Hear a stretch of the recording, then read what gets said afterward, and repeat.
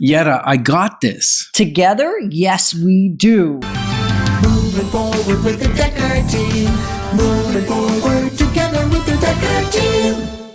We are privileged that for over 30 years, we've been able to come alongside you, not only selling, buying, and investing in real estate over 3,117 times, but coming alongside you to build your faith, build your fun, build your fitness, and even your finances, and strengthening and healing and flourishing inside relationship. We're going to discover that what we've learned this past season is that our independence muscle is still overdeveloped.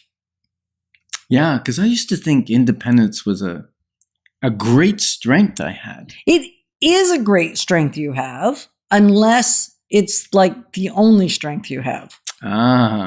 So it's like, I was training with Cheryl the other day, and she always works my opposing muscles. So if I do bicep work, then she will do tricep work. And some people say, well, your bicep is what makes you have a big muscle, a big arm. Men like to have strong looking arms, some of them. But the problem is, if you only develop the one muscle, then you don't have strength to pull it back and do it the other way. Right. Or if you develop the chest muscles, but you don't develop the back muscles, then you're going to be hunched over. Yeah, because those muscles are contracting in. Right. Rather than to pull them back. Upright. And if you work your whole upper body, but you don't deal with the rest of your body, now you're going to have a really great looking upper body and little sticky legs. Well, it's true. Stick legs. So, well, that's the way I draw everybody. I know. Me too, actually. So why would I say I know? I get it. We both draw like that. Yeah. So really what we're looking at is as we become aware of ourselves, and that's how we got to these lessons learned for this season, that we can't make shifts until first we become aware, and then we can start to shift into becoming who we want to be in this next season. Right. And it's not that an independence, like we said, an independent muscle is not bad. Like, being independent means you are taking self-responsibility. And yet there's a limit, to how much one person can accomplish or do. And it reminds me of that story about the horses, right? Like a team of 2 horses can pull double what they can individually. And I don't mean double, like if one can pull 2,000 pounds and the other one can pull 2,000 pounds, properly sized and teamed together, they can pull 8,000 pounds. Right. So not twice as much, but 4 times as much as the individual. Right. Right. And I think, in business, in relationship, it's a matter of, I've found that if I can avoid that ability, that need that I have a need to be independent. And with independence comes autonomy. And autonomy just means doing what you want when you want. And how you want. And how you want to do it. Whereas if you become interdependent, which means you have some reliability on your own, independence, and you're working with others, then that autonomy disappears. Or Absolutely. should somewhat disappear, for sure. And some level of autonomy is a great thing, because I want to be internally motivated. I don't need to have a whole community come and help me out to get into the swimming pool every day. But that's something I get to do on my own. And yet, if I'm, say, moving, maybe it would be a lot more enjoyable for everybody, including me, if I allow others to help me that want to help me.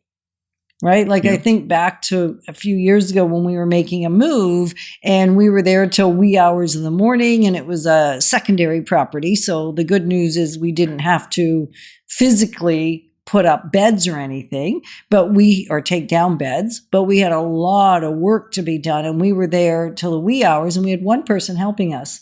It was our pastor. And he said to us, "Do you know why, Yetta?"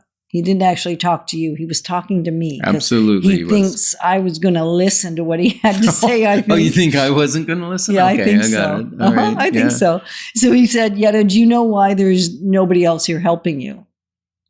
Because he said, I know how much you help other people and how you're willing to help them, do construction because Ken loves that. Yetta doesn't love that, but Ken loves construction. I love, I helped Amber the other day organize her kitchen and unpack boxes and those kinds of things I enjoy doing because I like the structure and organization.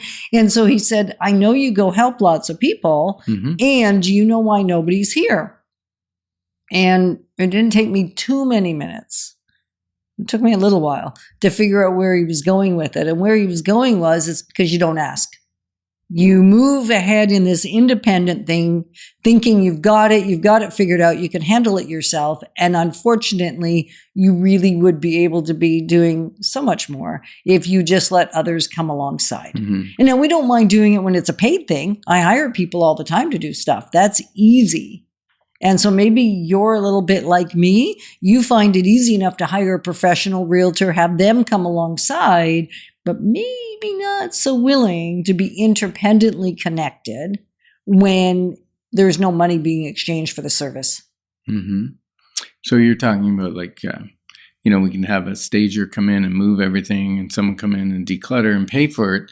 Or we could call a couple of friends and say, hey, we got this big job. It feels a little overwhelming to me. Yeah. Do you think you might have some time on Saturday afternoon to come and assist?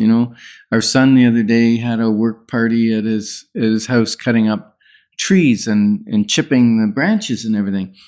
And I said to him the other day, I came to help you another time. And the only reason I came was because when I called you, I heard the panic in your voice. And I said, reach out if you need help. And this time he texted me and he said, we're having a work party. Can you come?